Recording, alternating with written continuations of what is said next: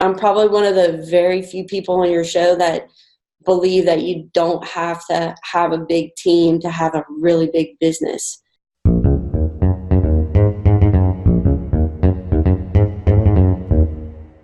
Mastermind Agent is proud to present Success Calls. Top real estate agents from across North America reveal their success secrets, strategies, and systems in up-close and personal interviews. You can find all the calls at www.mastermindagent.com. Hi, I'm Mike Cerrone with Mastermind Agent. Welcome to Success Calls. This month's top agent is Jen Burns with eXp Realty in Baton Rouge, Louisiana. Last year, she closed 78 transactions with a total sales volume of $19 million. Her average sales price was $243,000, of which 60% were buyers and 40% were sellers.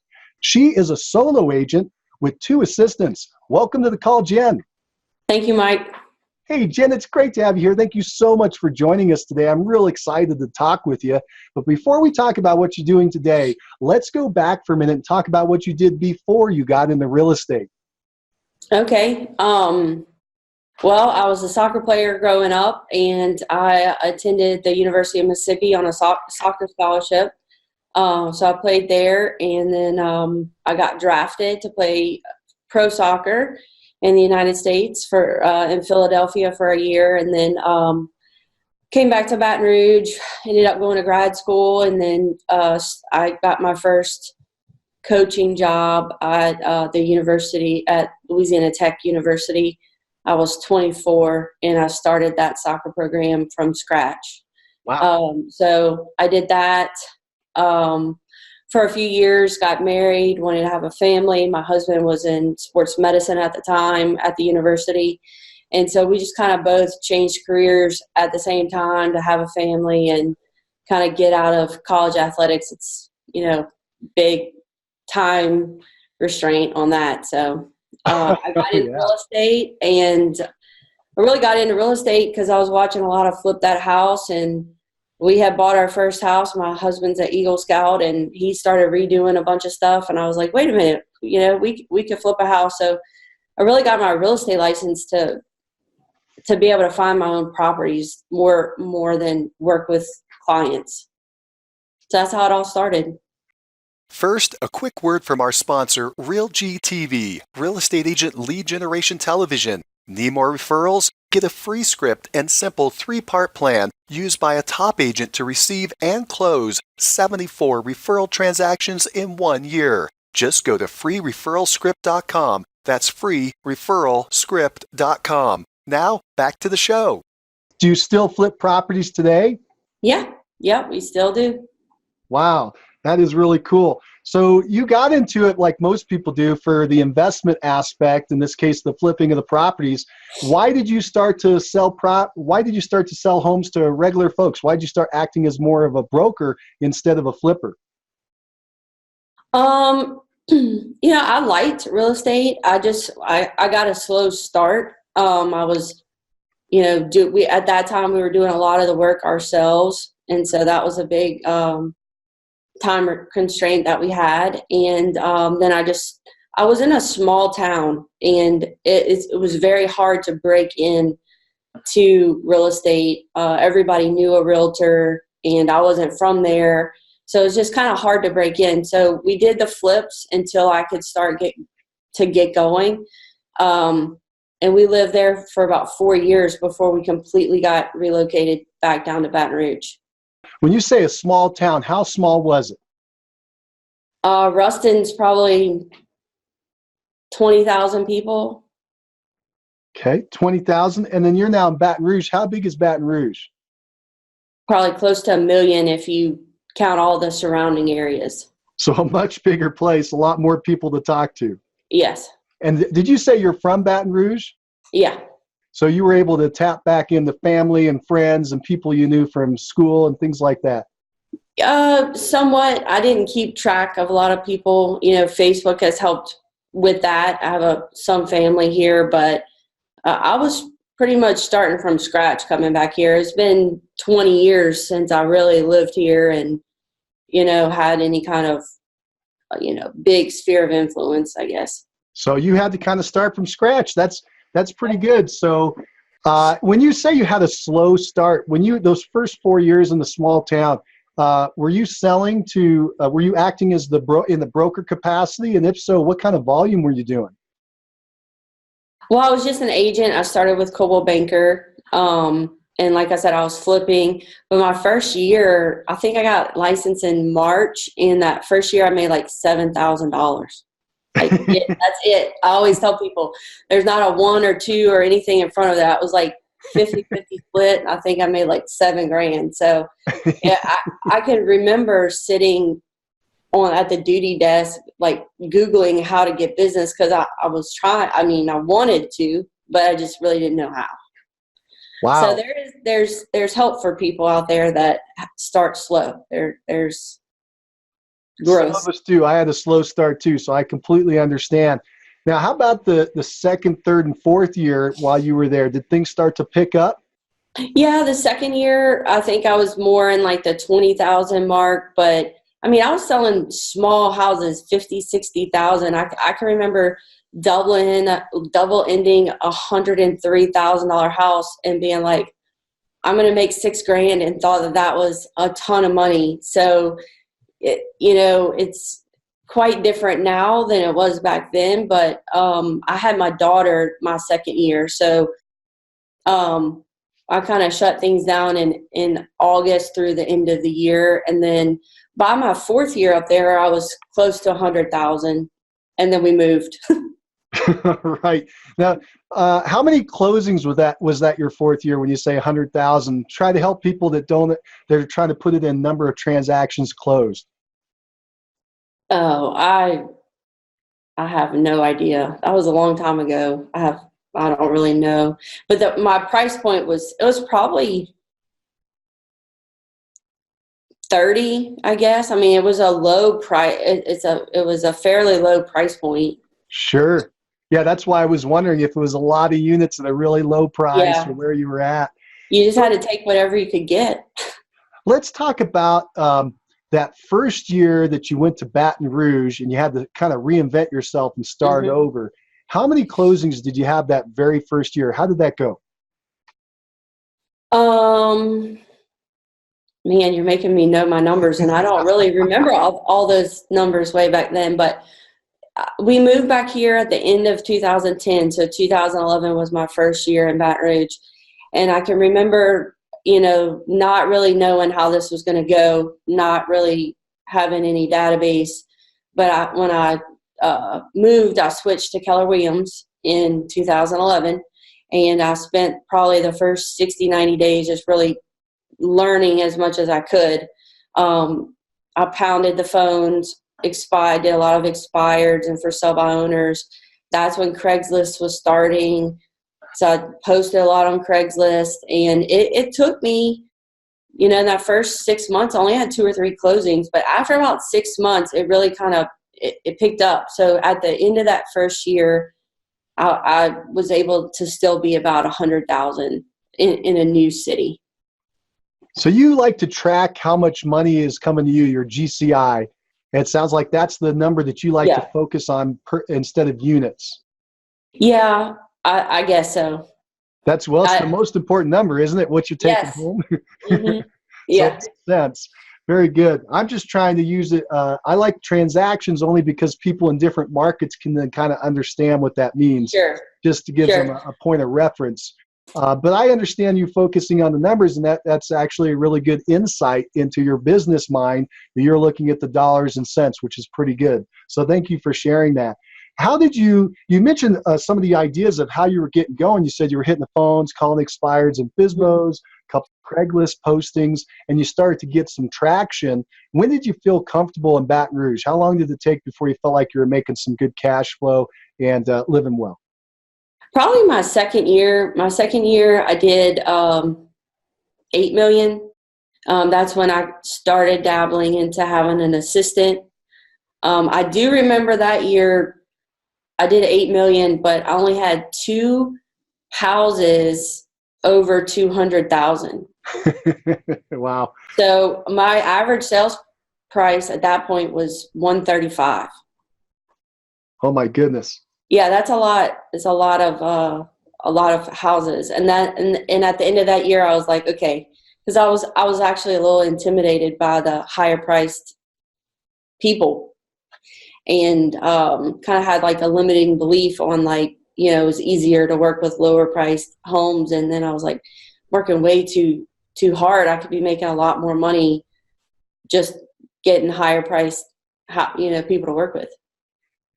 That's another good insight. And so did you shift? Did you start working with higher price homes? And if so, how did you make that shift? Yeah, I mean, over the years, I kind of feel like my business is getting higher price and higher price. I can see the price point creeping up a little bit. It's still not like $500,000 or anything like that, but in our market, our average sales price is probably 230. And so for me to be in that range, I'm really happy with that. I think I worked with a lot of, I think when I started to see it go up more was when I started working with people that were selling for the first time and buying because they had already bought that first house, and so when I was getting leads and they had to sell a house to buy, they were more of that move up buyer than that first time home buyer. That makes sense. Well, very good. Let's fast forward to today. Let's talk about some quick stats for people. So how many years now have you been in real estate? About 12. 12 years. Very good. And last year, how many homes did you sell and what was the sales volume? 78 houses, and it was about 19 million. That's awesome. And do you recall your GCI? 464,000. That is fantastic. Yeah. Congratulations. Thank you. That is great. And let's talk about, I don't want people to miss this. Let's talk about how you're running your business as far as the team side of it. How many, do you have 2 assistants? Did I understand that correctly? Yeah. So I had a team. I tried to build a team and I was terrible at it. And I go back to the coaching and the sports. Like, the best players don't always make the best coaches. And I think people that can generate a lot of business don't necessarily equate to the best leaders in terms of hiring, training, and managing people, holding other people accountable. So I tried the team thing several times. In 2016, we had a really devastating flood here in the Baton Rouge area. Like a ton of our market flooded. And to be honest, like, I just woke up one day after the flood and I just looked at all the expenses that I had, all the people that I were, like, I felt like I was paying for all these leads and giving them to people on my team that were just ungrateful, really, for getting them, like, was handing them leads. And then I started seeing, like, the relationship. I really feel like this is a relationship business. And I started seeing that my buyer's agents were developing the relationships with these customers that I was paying for or that were in my sphere of influence or referrals. And, I know that buyer's agents don't typically last 5 to 7 years. And so when those people are going to call back, even if I stay in touch with them, if that buyer's agent stays in touch with them and they're no longer on the team, they're probably going to call that person.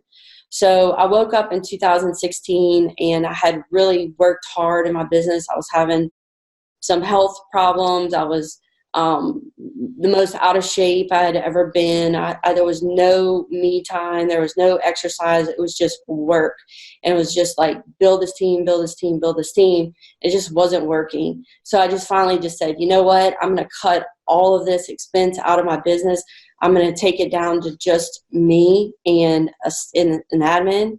And I want to see what I can do. I'm going to set my goal at 16 million because that's 1.3 million a month. And I know that I can handle that by myself. That's also $400,000 in GCI. And I was like, there's no point, like, with other things, my husband works and what we have going on. If I can make $400,000, like, we'll be fine, And so I had to change the way I looked at the business because it really was taking over my life, and I had to kind of get back things in order. So I knew I wasn't great at the leading and motivating other people, but I was very good at taking care of my clients myself. And so I just completely changed after the flood in 2016. And, my volume did go down in 2017. It was a little rougher a year that, they say your market could shift in a day, and it did. Like all this inventory and everything was totally different. So we were recovering a little bit last year from that big flood. But I was able to cut $100,000 out of my budget. So that's $4 million less $4 million less I had to do at 2.5%, and at $200,000 a deal, that's 20 transactions. So I really looked back and said, I can cut 20 transactions out of my volume and cut all of this expense out of my budget and still make the exact same amount of money. And so I'm probably one of the very few people on your show that believe that you don't have to have a big team to have a really big business, but you can. You don't have to have a big team. Well, as you probably know, I like looking at a lot of different models because I do believe there's a lot of different ways to make it. And so thank you for showing us your model. This is really exciting to me. So currently, you're the sole agent. You're doing all the buyers and sellers. And then you have 2 assistants. Tell us what do they do, and are they full-time, part-time, licensed or not? Okay, I have 2 assistants, and they're sisters. They're part-time. They work about 30 hours every 2 weeks. So they work 30 to 35 hours. So they work about 15 to 20 hours a week. They work Monday through Thursday, 8 to 2. They're off on Fridays. Kelly is my admin. She does all my paperwork, compliance, making sure the lender and the title companies and all of that have all the paperwork that they need. She inputs all the listings, does all the Sky Slope compliance stuff for EXP. And then Jenny is my marketing person. So she takes care of all our social media. She takes care of our post-closing campaign, everything we do for post-closing. We do a lot with our database. And so she creates everything that I have in my brain. She's my implementer. So she does all of that stuff for me. So that's kind of how we divide it. That's great. So basically, the way I'm hearing it, you have 1 assistant. It's just that 2 people have split that job up so that they can work with their schedule since they're both part-time. Does that sound about right? Yeah. Yep. And if you were to look at your budget, it would be budgeting for 1 person. It's just you split it up amongst 2 people and happen to be sisters, which is kind of cool. Yeah, that way they get along. They like each other. And, I pay my assistant, I pay them both hourly. So I pay my assistant $25 an hour, and I pay Jenny, the marketing person, $17 an hour. So if I go back and look at my cost of my admin is in the $30,000 range per year, really. And I have 2 really good staff members. That's fantastic. That is great. How long have they been with you? Kelly has been with me since right after the flood, since probably end of 2016. And Jenny is probably about 1.5 years. So she wasn't too far after that, maybe 6 months after Kelly started. And where did you find them? They were people that I knew. Kelly was a photographer that used to take pictures of my daughter, and our kids do sports together and stuff like that. And I actually had her taking pictures of some of my listings and doing some graphic design for me back when I had my team. And so it was just kind of an easy transition for her to come and take over. I want to talk about that team for a minute, just because there are people thinking about building a team. They're in the middle of the team. Maybe they're pulling their hair out. They're thinking about shrinking down. So you've got some insight that a lot of people don't let on to. And so let's dive into that just for a few minutes. Okay. How big did the team get? How many people did you have running around? I had the same staff support, an assistant, and kind of a marketing person. And then I guess the biggest it ever got was a buyer's agent and a listing agent and me. And at that time, my admin and my marketing girl both were licensed. So we were all licensed. So we had, 5 agents on the team that could work with people. And as far as how long did you run that team that way, by the way? Was it only over 6 months, or did you run it for a year or two? How long? It was like, oh, this person quit and didn't work out. And then I go back to being an individual, and then I, try it again. But I never really liked trying to find talent and identify them and have a bench and have that. And it's like, and there's a little bit of fear too, whenever you go out and you have all these expenses and you build this big business, and then you don't have that big team to, if somebody quits, then if your buyer's agent quits and you only have one, that's your job again, And so I think I just got caught in the messy middle, like the small team. I feel like you either have to go much bigger or stay an individual. But if you just have that 1 or 2 people helping you when things go bad and you take all those jobs back, it's a lot to kind of go through. Sure. And I think it's really interesting with your background. Of course, you had some really good insight into it, but you were a coach. It almost seems like you were designed to run a team, but you were mentioning that sometimes a great player doesn't make a great coach, and you've identified that in yourself, which I think is really wise. Oh, thank you. Have you ever thought about Go ahead. A lot of people were surprised when I just decided to go on my own, but really couldn't be happier right now. Like, the stress level is a lot lower, and I really don't see going back to that. Sure. Let me just throw out one idea that I had off the top of my head for the future if you ever decide to do it. And you may not want to. You may want to stick with your current model. It's working very well. If you ever decide you want to go down the team path again, maybe you hire someone to be the team leader. You continue to be the operator in the field, and they build out the other part of the team around you. Possibly, but I'm really happy with where I'm at right now. It's working great. Yeah. That's cool. Thank you so much for sharing the model with us. Let's do this. Let's move on a little bit. Let's talk now about some marketing and how you're generating leads in business. Let's get into that side of things. So you had mentioned that one of your biggest sources of business is your sphere of influence, your past clients, your repeating referrals. So let's talk about that and dig in there. So my estimate, based on what we talked about before, is you're right around about half your business is coming from that. Does that sound about right? Yep. I have I've redid my database. I checked all the emails and stuff the last couple of weeks, and I'm about 400 people in that. Ooh, I love it. That is fantastic. So your current database is about 400 people, and by working that really well, wow, this is really easy numbers too. If I want to double check what I think I'm thinking here, yeah. So you got about 40 closings a year out of that. It's about 1 in 10. About 1 in 10 people in the database is either repeating or referring a closed transaction. Yeah. Oh, wow. That's great. Go ahead. So what I always tell my husband when my daughter graduates, she's in 5th grade. When she graduates, I'm retiring, right, is what I tell him. But another point I want to make about the team is back to being a relationship business. So if I can keep on pace with what I'm doing, I want to add 100 people a year to the database.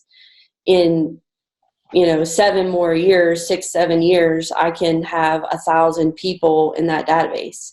And a 10% return on that is 100 transactions a year of just staying in front of your database. And that's the easiest business to have, because you stay in touch with people and your phone rings, and it's referrals and past clients. And it's no more pounding the phones and for sale by owners and all of that. So that's kind of my goal with the database and where I'm going with it. I'm trying to get it to 1,000.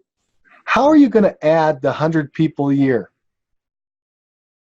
Well, a lot of it is going to be new people that I work with every year. And then, that's a good question. I'm joining some different groups this year and just, with different things that my daughter does. I'm just trying to meet more people and kind of build those relationships. And then, as I get to be friends with them, then I ask them, do you have a realtor that you use or refer out? And if they say no, I ask them if I say we do a lot of cool contests and giveaways, and I'd love to include you in that and, go from there.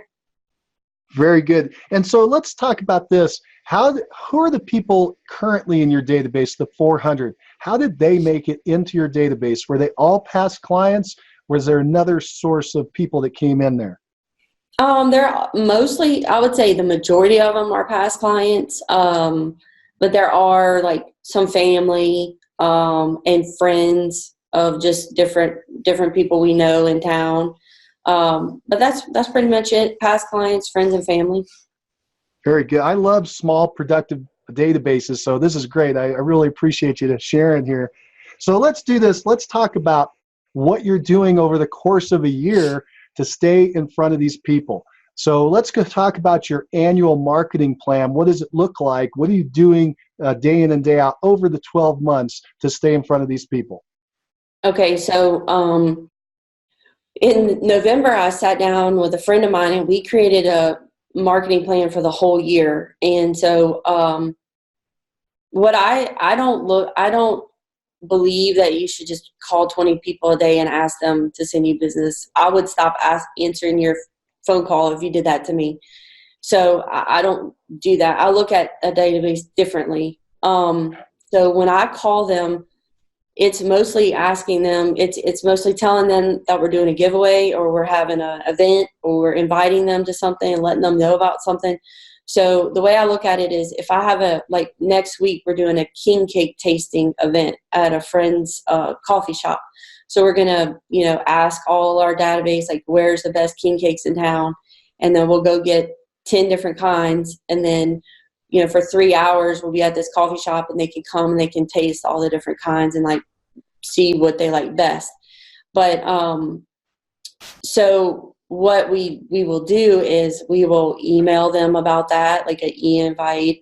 I created a private Facebook group for all of my database because I used to give away things, and when I would put it on regular Facebook, all these people who were not, even though it said client appreciation and all that, it was just random people would want it. And so I was thinking, well, we got to have a better way to do this. And when I first started out, I would give away things to my database, but it was so small that I could do everything for everybody. But then it got to be bigger and the budget was just not there to do everything for everybody. So we created this private group and we put all, like as we close people or as they get in the database, we put them in this group.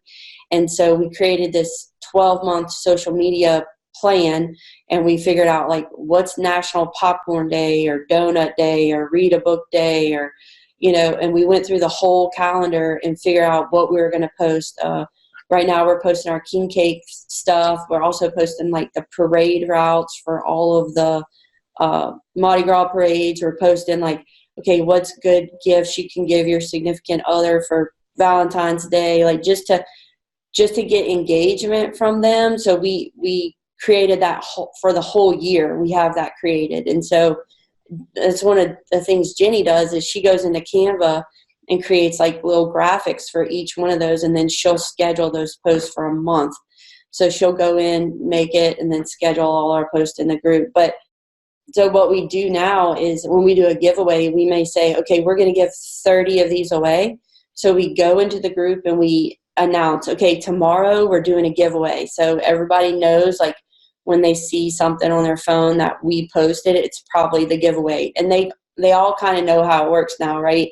It's the first 20 people or 30 people to say yes, that they want this, that get it. And so we have really good success with that. And a lot of people comment, and So I stay in touch with them in that group. I'll post in that group. I'll email it. I'll text them a reminder. So it's 2 or 3 or 4 different touches for each giveaway or event that we're having.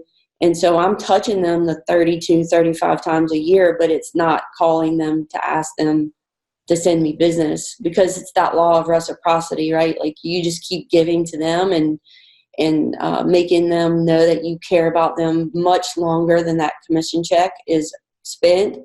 And then they love you and want to either do business with you again or send you their friends and family. That is fantastic. That is great. So this sounds really good. I want to break that down a little bit more. And by the way, you did a great job of giving us the overview. How many times are you posting in that private group? Are you posting multiple times a day or multiple times a week? What's your goal? How many contacts do you make? Okay, so we post 3 times a week in the group. We do like a Monday and a Wednesday posting, and then Friday is always for sale Friday. So we just post like a foreclosure that's a great deal, or a waterfront property, or one of our new listings, or something like that. So it's about 3 days a week that we post in there. Excellent. Very good. And you said you're using the scheduler inside there, so you can pre-set it up, ready to fire away. Now, a quick word from our sponsor, RealG TV, Real Estate Agent Lead Generation Television, where top agents reveal exactly how they create consistent flows of home buyer and home seller leads into their practices every month. Need more leads? Hit the pause button right now. Open Google and search RealG TV. That's REALG.TV. Now, back to the show. How many giveaways do you do? How often is the giveaway? Is it once a month? It's just kind of when I get a good idea. Like, I have several scheduled. Could you describe one of the posts that you're doing? Like one of the giveaways? Yeah, tell us what's in that giveaway post. Like you said, you come up with an idea. What is that? Yeah, so the giveaway that we're doing right now is a bag. It's for Mardi Gras beads, because that's the big thing right here right now. It's Mardi Gras season, so everybody's going to parades. Well, you have to have a good bag to put all your beads in. And so what we did is I just went to the Mardi Gras store online, and I bought these plain yellow Mardi Gras bags that have a zipper on the top, and they're very strong, so they could carry a lot of beads. And so we have one of those silhouette machines, the vinyl, where people customize things. We have one of those at the office. And so Jenny did some vinyl on them that says "Throw me something, mister" on the front, and then on the back we just put Jen Burns Realtor. So we'll take a picture of that, and then we'll post it in the group, and we'll say, okay, this month or this giveaway are these Mardi Gras bags, and then we just say the first 20 people or 30 people, however many we have, are gonna get it. And so they know, like, we keep track of how many people are posting yes underneath. And so when we get to that, we say, okay, contest is over. And then we'll either drop them off at their house, or what we're doing with the bags this time is we're bringing them to the king cake tasting. And so we'll just say, hey, you can come pick them up at the tasting. So we try to get them to that event as well as, giving them the bag. Do you take pictures of them when they're picking up the bag, and then maybe post that picture as one of the winners in the Facebook group? We haven't done that. We've done for football season, everybody has to have a clear bag to get into the stadiums these days. And so we did that. We put a beer and some potato chips in a bag and said, "Getting ready for football season," with the clear bags. And we put a tag, and we gave away like 40 of those. And we did ask people to take a picture of them and post them in the group. So we let them do that. A couple years ago, we did Christmas cookies. So we did like a 6-pack of Christmas cookies. We gave away 25 of those. And we asked people to take pictures of their kids enjoying the cookies. So they were posting all these family pictures and thank yous and stuff in the group. So, it's fun, and you just, I mean, they're your friends now, you're not just their realtor. So Any other ideas? You're giving us so many great ideas. Any other things that you post into the group as part of these giveaways or contests or events? yeah, we did, let's see what else. Oh, we did, so crawfish is a big thing here. Yum, I love it. So we ordered some crawfish trays off of Academy, and we got we made some stickers to put in the middle of the tray. So we did a giveaway to give away a set of crawfish trays. Those people love those. And this year, actually in April, we're doing like an after boil kit, where we're going to give them a bag with a canvas bag with a crawfish sting on it. And then we ordered those, those stainless steel bars that are supposed to like help you with like seafood smell, like you wash your hands with it. And then like this soap scrub you can make. We found it on Pinterest. So we're just going to have this little bag with like, on those stainless steel bars, I'm going to put Jen Burns Realtor etched on those with the soap. And then, everybody is posting pictures of their crawfish boils. So we're just, last year we prepared them for the boil. This year we're going to prepare them for after the boil. So we just I just try to look at what everybody's doing right now. I don't want to give you just like a phone charger or a pen or piece of paper. Like, if I'm going to take the time to give you something, I want it something that you're going to use or you're going to like and you're going to want. And so we do take a little extra time in trying to figure out what we're going to give away, but our clients really like the stuff that we come up with. And so it's exciting for them. What you've been mentioning is creative. I really like it. Yet it also flashed me back to days of old where people would do geographic farming agents, and they would go out and they would hand out whatever they thought would be helpful to people at the door. You're just doing it to a nice small group of these people who become, as you mentioned, your friends. You're building this relationship. Sounds so smart to me. Do you have a budget put aside for this? How much are you spending each year on this? So this year we went through the calendar. When I went through the calendar, and I probably spend $2,000 maybe a year on it. Not a lot. Yeah, because it sounds like a lot because you're giving away so many items at a time. Like, I was expecting you to say you give one gift away and you're giving 20 or 30 away. Yeah. But because you've got it, it's not like you have this big marketing budget where you got to get the word out. They're all in this group that you've set up that's free to contact. And that's the other benefit of using that private group is you don't have to pay to contact them, right? Right. You can just make sure all the value goes directly to them. Very, very smart. Yeah. Like the Mardi Gras bags, I think I got 30 bags for like $50. And then we have the silhouette machine. So you buy some vinyl, and then, I paid Jenny for her time. She gets her hourly rate for putting it together. But I mean, it's not that expensive to hit 25. And sometimes I'll say we'll make 30 and I'll do 20, and I'll say, okay, I know these people aren't on Facebook and I really want them to have it. So I'll hold those back and just contact them and say, I have something for you, and get with them. If it's somebody I know that I really want to see, hadn't talked to in a while, something like that. I like how you also went through a calendar and you were picking up these kind of unique national days, like National Book Day, right? Nobody would really think about that unless they were looking at the schedule or maybe they were a librarian. But you picked up on a really cool date that you could make a contact with people. So, and did you find a list online then of all the national dates or holidays or something? Yeah, you can just Google that, like holidays or national days. I can't remember what we Googled, but you can find it online, and they tell you it's, there's I think Friday is National Margarita Day or something. So it's just kind of nice to know ahead of time. Then when you hear it Friday morning, oh, today's National Margarita Day, then you're like, oh, there's no time to plan anything or promote anything with that. So it's just good to take that a little bit of downtime at the end of the year and plan the whole year. That was really smart.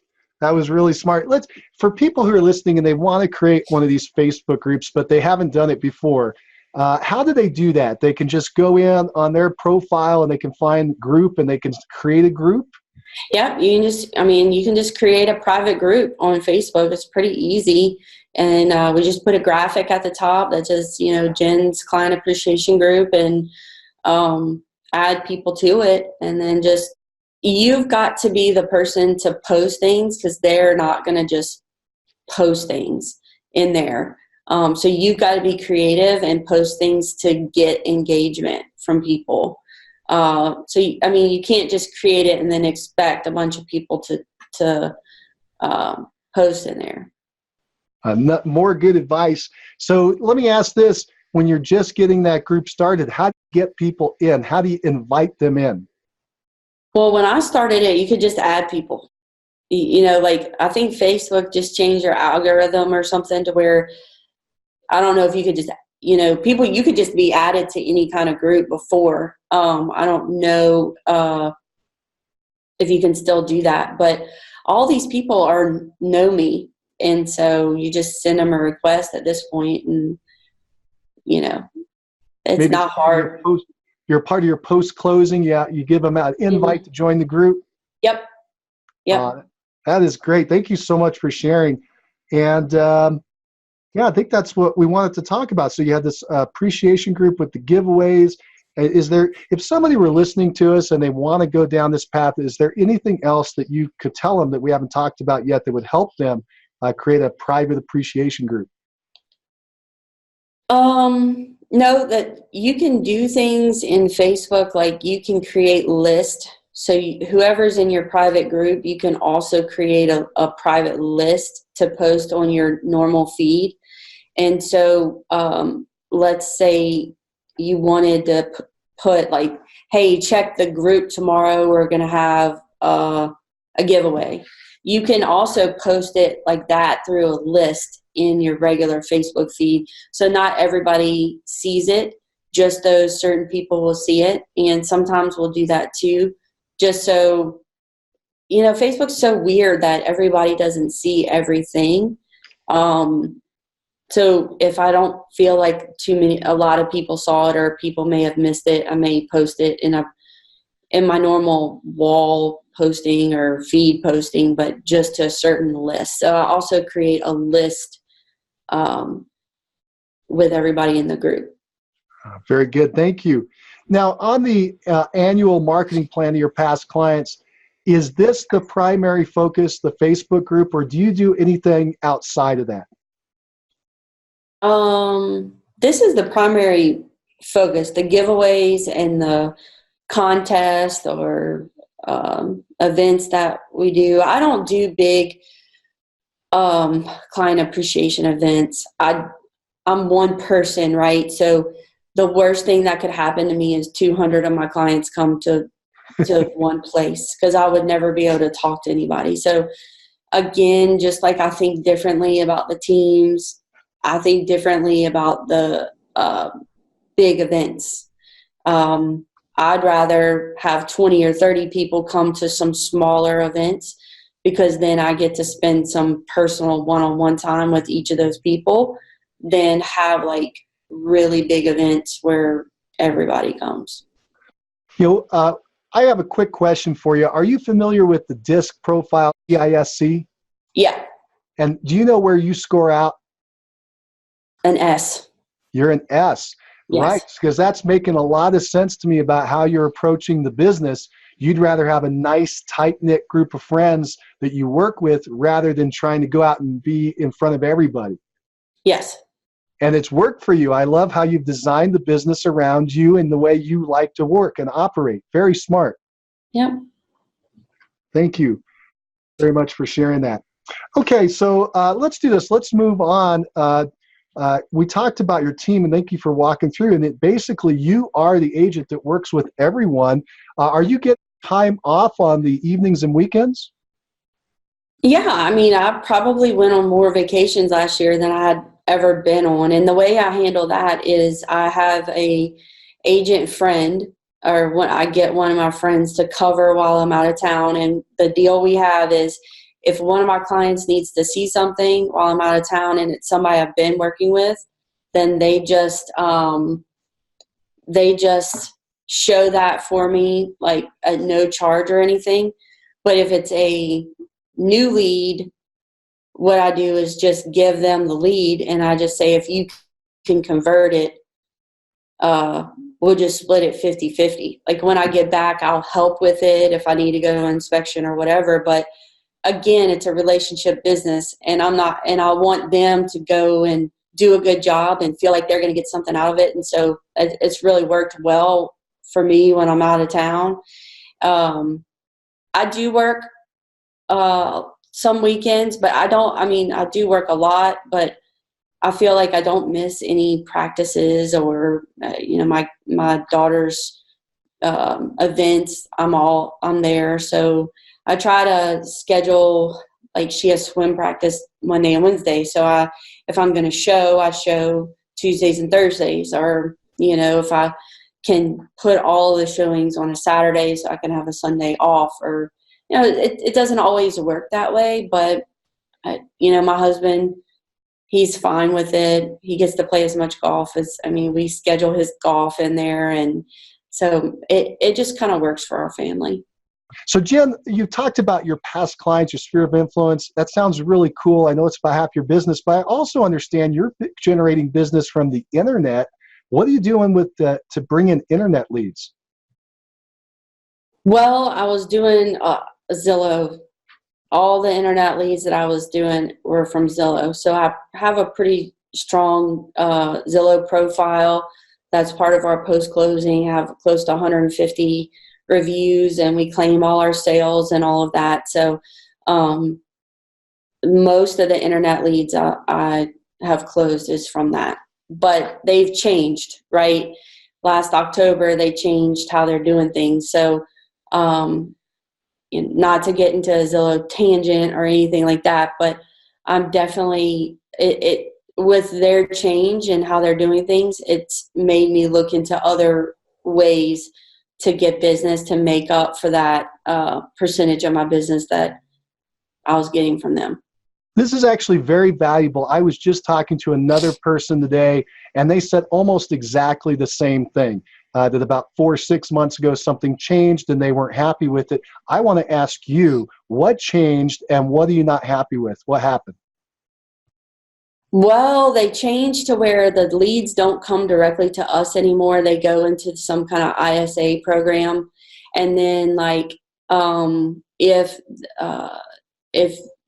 let's say a lead goes into Zillow and it's my turn to get a lead, they'll call me. But if I'm on a call with you or in an appointment and I can't talk, then it just round robins to the next agent. So I wouldn't get that lead. So it's like, you always have to just, when you see Zillow on your phone, it's just like, you got to answer it, or you're going to miss this lead. And then sometimes when you're in these zip codes, there may be like a $15,000 lot for sale or something. And they're trying to say that these calls that they are giving us are more valuable leads because they've scrubbed them or something like that. But they're still, they're not any better than what we're doing before. So before, if a lead came in and I was at a closing, then I had a text that I had preset in my phone that I could shoot off, or if I was on a showing that I could, or, just if I couldn't talk to somebody, I could at least text them and get the conversation started. Where now you have to answer these calls and they're charging so much more for these calls. And then you get these leads that say, here's a lead.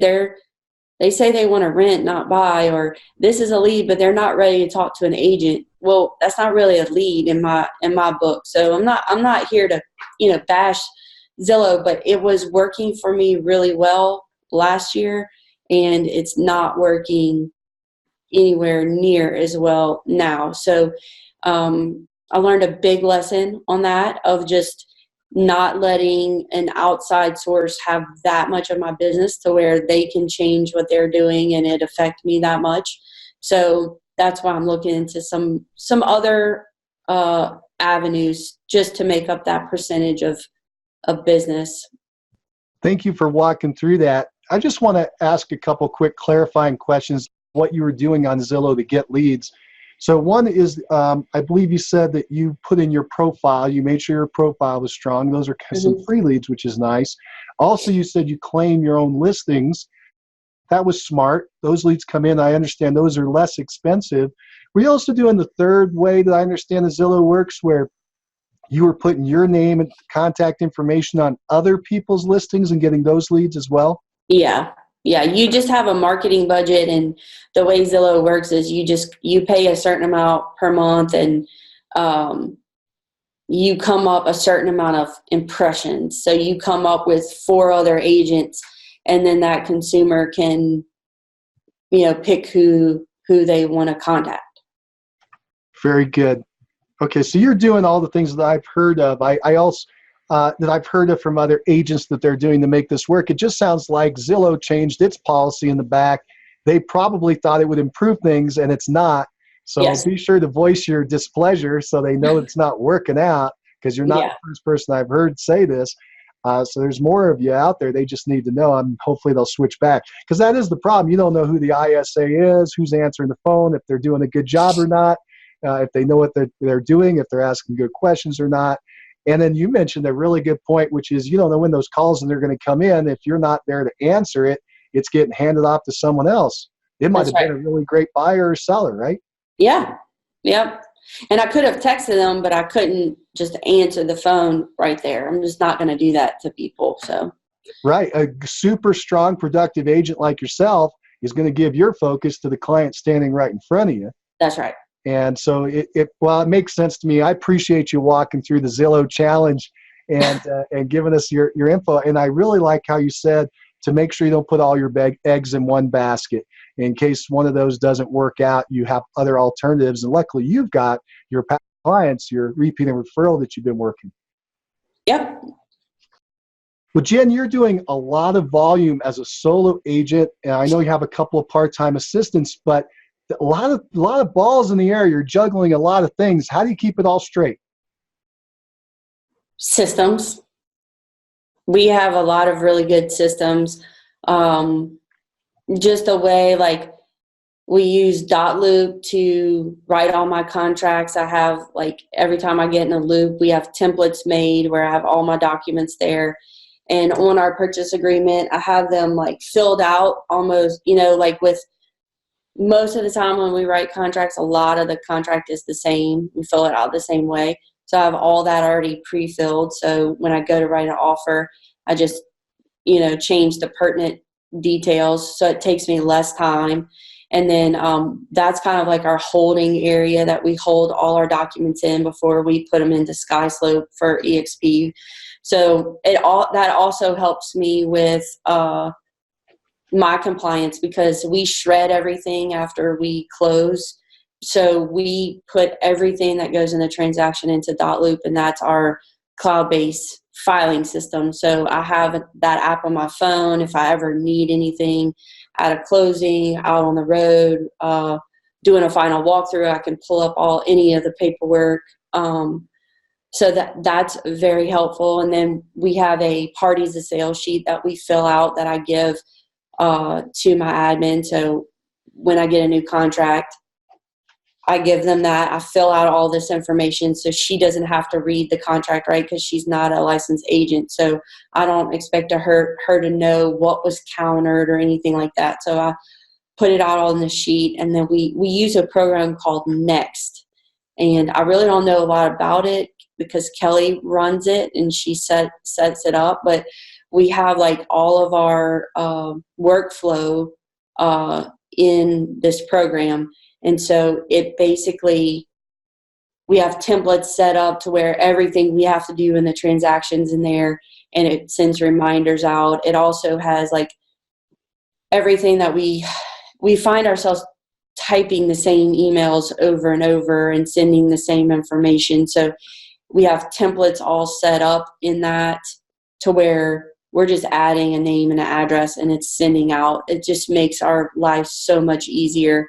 That really has, it doesn't matter if we're doing 5 transactions or 25 transactions, that system and the way that we have it all together helps us not drop any balls and make sure that we're not missing things. It also gives us, we try to do extra things during our transaction. So like after our clients get a accepted offer, the system reminds us, okay, we send out a scratch off lottery ticket to them saying they hit the jackpot. So our system tells us, send out your lottery tickets. And then after we make it through inspections, we send them a $20 gift card to Home Depot to help them buy boxes to start packing. And all of the little things that we're trying to put in our